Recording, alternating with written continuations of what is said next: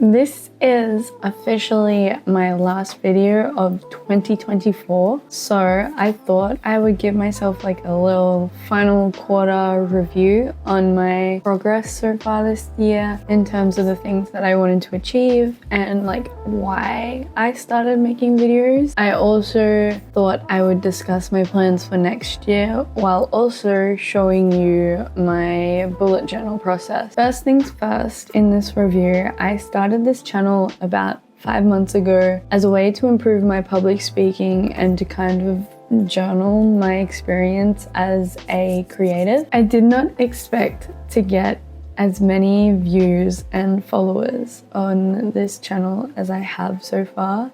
I was meaning it for a secret little project for me to do, and still puts the pressure on me thinking that a lot of people could potentially see it, so it makes me feel like I'm public speaking, but I was expecting no one to watch, and it has shocked me that people watch, and I hope it actually brings value to you, or at the very least makes you feel less alone in the creative journey.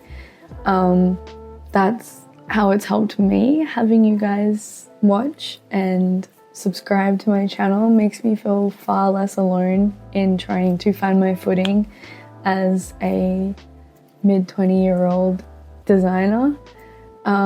So I'm hoping that I can genuinely help you guys in the next year and add more value to my videos, maybe do more tutorials and talk through my processes a little bit more, and give quarterly updates on my progress as a designer and things that I've been doing to try and get more clients. So I'm hoping that will be something that you guys like, and it will assist you guys in getting your dream jobs and really progressing as a designer alongside me. Now, I'm going to die of cringe, but I thought the best way to review myself would be watching the original video that I posted on this channel 5 months ago. And I know I'm not where I want to be with my public speaking abilities, but as of right now, I feel a lot more comfortable talking to the camera and replying to comments. I actually like videos and Instagram posts now. I used to not do that in the past because I thought, what if someone who follows me sees something that I like and they think, oh, that's stupid. Like, that is a ridiculous way of thinking, and I just like it to show my support for things that people are posting, and I'm commenting on more people's posts and congratulating them on making amazing art. So I know that has improved for sure, but I feel like I could be a lot less awkward, hopefully. But yeah, I thought the best way to figure this out is to watch the old video and compare it to how I record and how many mistakes I make while recording now and how comfortable I am in front of the camera. I definitely feel a difference though. So let's get to that. I remember this being extremely artsy, or an attempt. I had just watched a whole bunch of Life of Reza and I really wanted to kind of mimic her style, so I can already see myself trying really hard. I love Wes Anderson a lot, so that is why I filmed it not in 1080p or 4K, and I have the smaller frame. And I believe I put shit tons of orange filters over it, so that's pretty funny. But yeah, I really kind of like the artsy stuff and I want to include more of it. It is really hard filming on a phone for me to achieve what I would like to achieve, as there's only so much I can do with the phone tripods. But yeah, I think I might do some more scripting and actually plan some shots that will look sick in the final cut. So yeah, that's the first point that I wish I had have continued developing that skill, because I probably would have been a lot better at phone photography. So yeah, let's get into it. I just wish this was more realistic. Extremely scripted. This video you're watching right now is somewhat scripted. I changed for a bit where I wasn't scripting the videos, but I kept getting lost in what I was saying and very distracted. So then I started scripting again, and I feel like I'm a lot more fluid with it. So I don't sound like did it, if that makes sense. I have stated it before, but I am autistic, so I have a very monotone voice, and it's hard for me to enunciate and add inflection into my speech. I always have the like question mark at the end of when I'm talking, and if something's scripted, I will just read it word for word, so it sounds when I'm reading. So yeah, I think that has definitely improved, is the ability to write basic points on what I want to read and have a somewhat script like fleshed out, but I can just go off shoot like this and just talk normally. So that's definitely better. The eye contact, I hate it. But yeah, I always muted the camera, and I guess that's okay. That was me trying to be quirky. Orange font, we definitely need to stray away from that. White fits a lot better.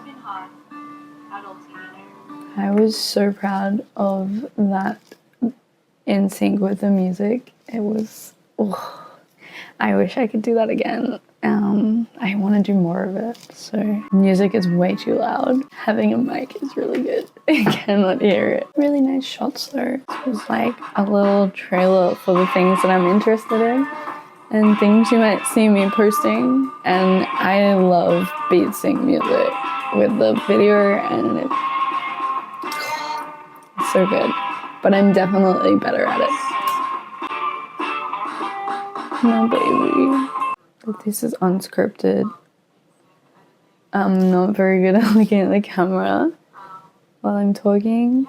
Definitely very awkward and shy. Definitely way more comfortable, and definitely can look at the camera a lot more and not be so shy. So that's an improvement at least. I don't need it to be 100% scripted. And when I am talking off script, like I am now, it sounds a lot more natural. Like that end part of that video was so awkward. But yeah, I really like the cinematography, and I definitely need to do more of that. Next year we've got a few trips planned. I'm going to a couple of festivals. I just went to Good Things this past week, and I was going to film, but I got kind of awkward and I didn't want to film things too much. But yeah, I got videos of the artist playing and that kind of thing, but I think I want to try and film when we go traveling and stuff, and that would be a really good way for me to practice my cinematography. I got a somewhat cool shot of the trains, but then my group started leaving and I didn't want to be like, wait, I'm trying to film. It was like, I just felt weird. My boyfriend knows that I do this, and he actively encourages me to film our trips, like thinks it will be cool for memories and that kind of thing, but I just feel so awkward in public doing it. So that's something definitely we're going to improve, so then I can get more of those really cool shots. But yeah, I definitely see an improvement in my speaking abilities, and I'm a lot more like, I don't know what the word is, like expressive, I guess, now on camera. I didn't smile much in that video unless it was scripted.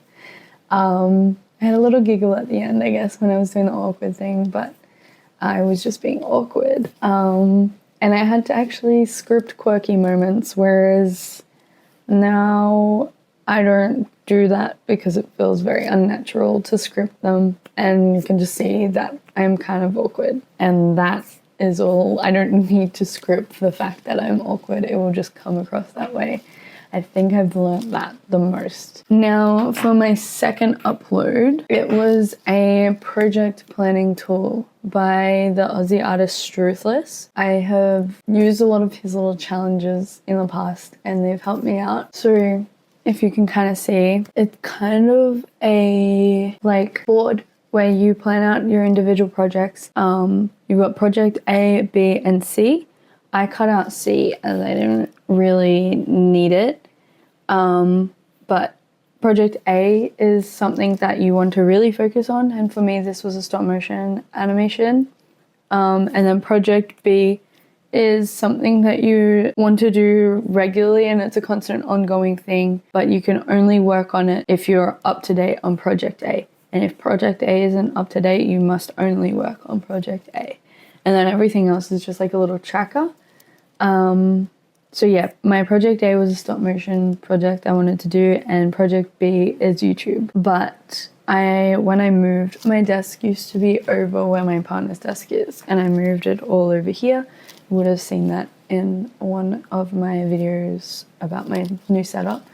And I put it in the cupboard and completely forgot it existed.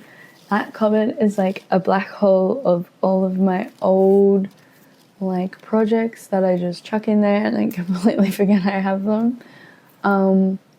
So yeah, it didn't really work for my kind of brain. It was just a big bulky thing I had to try and fit in places, and I didn't really like the way it looked. I like things to look like a certain aesthetic, and it was just a mess all the time, and I just couldn't stick to it. It worked for about like a month or so. I was genuinely using it, but I have noticed a trend with losing focus on certain projects. So I'm going to try and avoid doing that.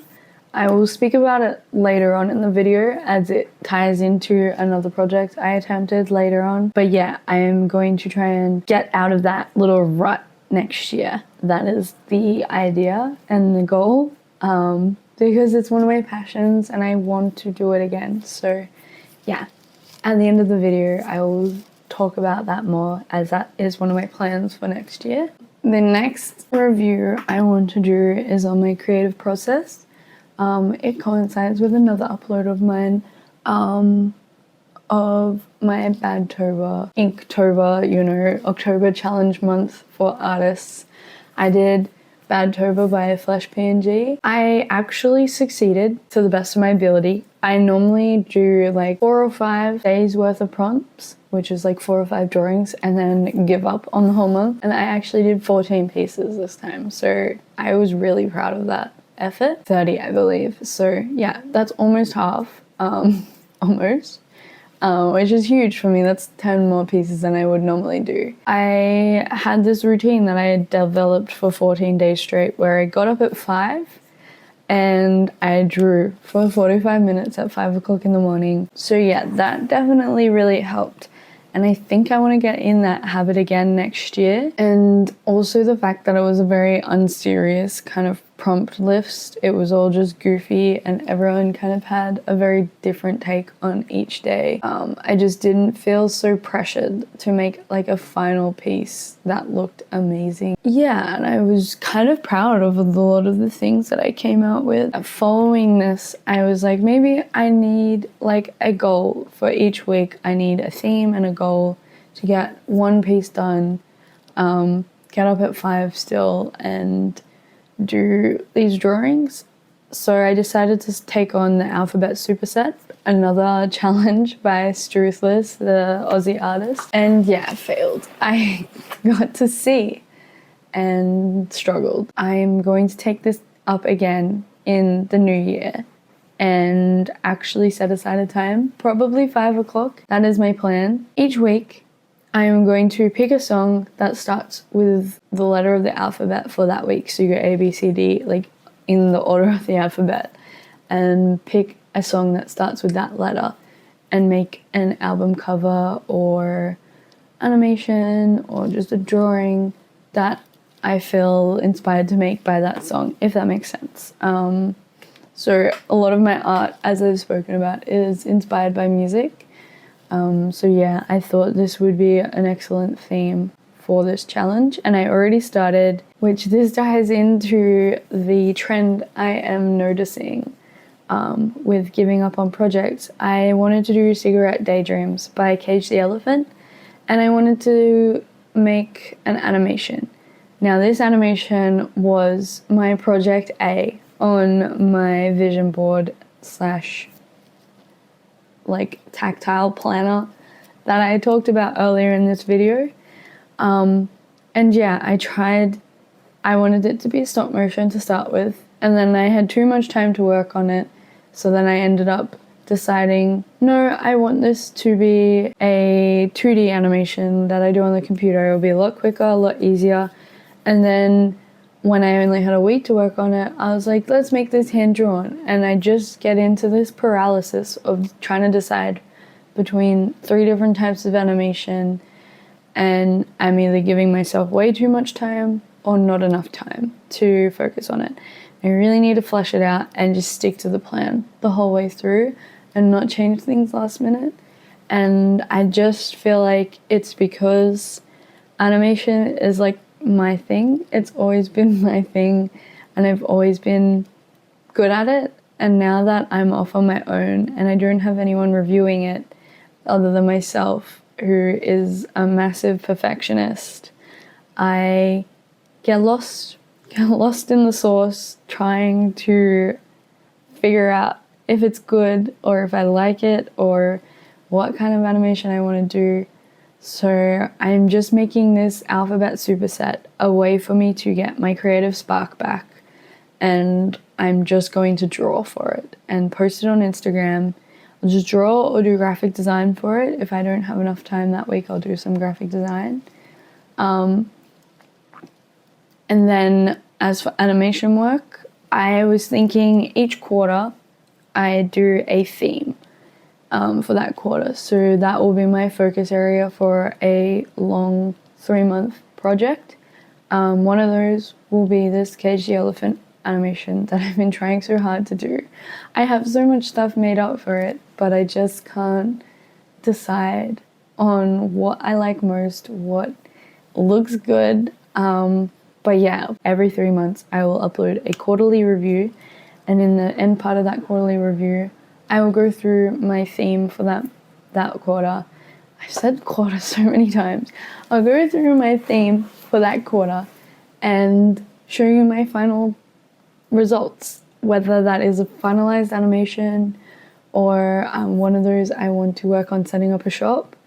But yeah, I will show the results of my 3 months of hard work, and it doesn't matter if it's finished or not. I just need to show you where I'm up to. That is the plan. But yeah, it's really just cultivating my creative spark again is my focus for next year. I feel like I lost it going through university, as a lot of people have. And yeah, I just want to try and bring it back to life, and that will be my focus for next year. My next challenge I want to do as well is drawing every day on a sticky note with the purpose of throwing it out. I saw this somewhere on YouTube. I can't remember the name of the video. I will link it if I can find it again. But it was like a 2-minute video explaining the best way to practice your drawing skills and bring back your creativity is to just draw a crappy little drawing on a piece of sticky note paper with the intention of throwing it out afterwards. And so my thought behind this is, like, worst comes to worst, if I don't draw anything and it's just a bunch of scribbles, I'm at least practicing my penmanship for the day. So if I don't get around to drawing for that whole day, I've at least done something. So I'm going to do that when I wake up in the morning. And then if I'm feeling it, I go into working on my alphabet superset. But it's just like a 10-minute drawing on a piece of sticky note, and I throw it out afterwards. So it's no big deal. Who cares? No one's going to see it ever. But yeah, I'm going to do this as much as I can for the first 3 months, and I'll let you know how it's helped me, if it has helped. And then I would encourage you guys to try it. If it helps me, I will be your little guinea pig. But yeah, that is my main plan for 2025, cultivating that creative spark, having less of a perfectionist attitude going into projects, just really keeping up this little video journal slash whatever I want to call this. I have no idea what to call it. But yeah, just keeping on reviewing myself, and I'm hoping that's gonna make me come away from this perfectionist, stupid attitude I have towards art. And yeah, hoping it provides value to you guys. Now, I thought I would talk about my bullet journal setup. Over the years, I have tried many different ways of bullet journaling / journaling, but none have really stuck. So I decided to take a bit of a minimalist take on the bullet journaling kind of process. I did journal for a bit this year, and I really like how it made me reflect on my day and like record my moods was a big thing of it. And I did the day-by-day journaling club thing by Lena Lift. She had at the top of her journal spreads a little battery, and you would color it into the level that feeling that day. So yeah, I decided to have this battery here as a battery for the whole week. So I would color it into how I felt about that week. Like if I had a really good week and I got most things done, but I had a little hiccup in there, or I had to work a really long, hard shift at work, I'll color it like 3/4, just as a way to like record how I'm feeling. And maybe I might see any sort of trend with things that I do, or maybe if I eat something, or if it's that time of the month, like it might be easier for me to try and figure out what causes me to have bad days and good days. Where I will draw in the front, I have a little key, so I'll color it in yellow, green or blue depending on my mood that day. For the day overall, that will help me at the end of the week for my little battery. I wanted to record my overall feelings. It's really impossible for me to have one overall feeling, but I really want to try and make a habit of this, so then I can summarize my day and really pinpoint what causes me to feel this way. But yeah, I have bouts of really bad anxiety, and I am also autistic, as I have stated many times before, and occasionally my ASD will get in the way of me doing things, and I will spend the whole day just sitting and waiting, or I do something wrong and that's just the end of it.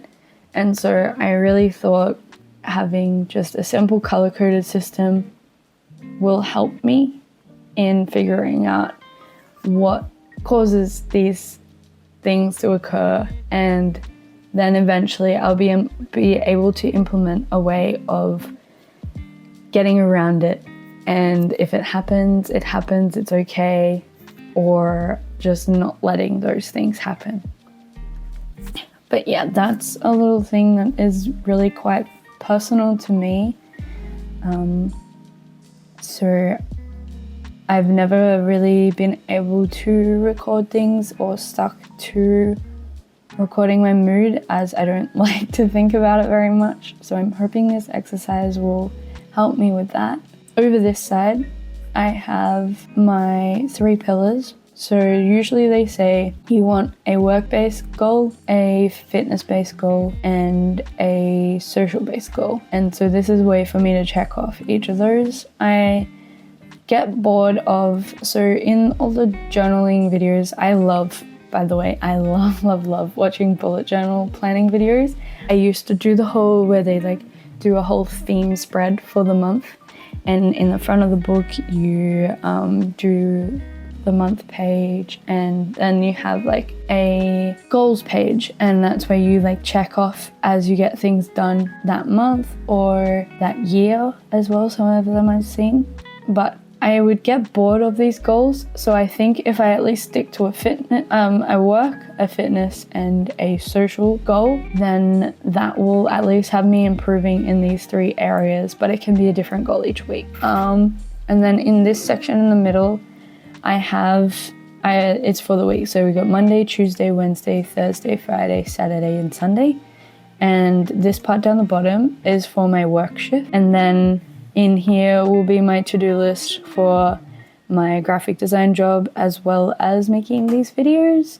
And I will also record if there is any appointments or any events that I need to be accounting for on these days. This down here is a just bulk to-do list where, so if we're in the week before and I think of something that I'll need to get done but I don't have time for this week, I can just jot it down here so then I know to put it into this week at some point. And then in this section here, I have left myself some free write space. So if I feel an urge to journal something, I'm going to journal it, but I'm not going to force myself to journal every single day. And yeah, that's the idea. I got these really lovely little tiny dotted notebooks from Officeworks. They come in like a little plastic thing, and yeah, that's my journal.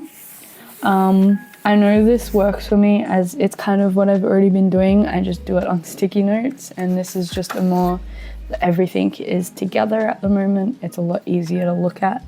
But that is my journal for 2025. I know it works for me, so if you have the same issues that I do with bullet journaling, then I would encourage you to give this more minimalist approach a go, or at least do it for a week or so and find your own mid-ground. As I said at the start of this video, this is my final video for 2024. I am going on holidays with my family next week. I haven't seen them in like 5 months and I'm so excited. They live right near the beach, so there'll be lots of beach and dog walking. They have a little mini foxy that doesn't get along very good with Einstein, so that's really fun. But yeah, I'm excited to see them. And then afterwards we're talking about maybe going to field day, which would be really exciting. I would love to see Chase and Status. But if we don't go to that, we're definitely going to do something fun for New Year's. I am hoping to maybe get some footage while I'm away, just some fun little things, and I might post like a mini kind of vlog sort of thing in the new year. But yeah, my next upload won't be for another 2 or 3 weeks. So yeah, I've made this fortnightly upload quite consistent, and this will be the first time I'm not. I'm hoping to make it a fortnightly, as next week's Christmas and then the week after is New Year's, but I don't know if I'll be able to edit it in time to post New Year's week, so it might be the following week. But yeah, if it's a mini one, I'll post it earlier. But if I end up adding some extra stuff, I thought I might talk about my themes for next year, which I'm very excited about. I just need to flesh them out a little bit more. So yeah, hope you enjoyed this one, and I hope that it gives you some ideas for your plans for 2025, or at the very least helps you with a bullet journaling kind of process, or shows you that you need to find like some sort of middle ground between the things that you love. And yeah, I'll see you in the next one, or see you next year. So yeah, bye.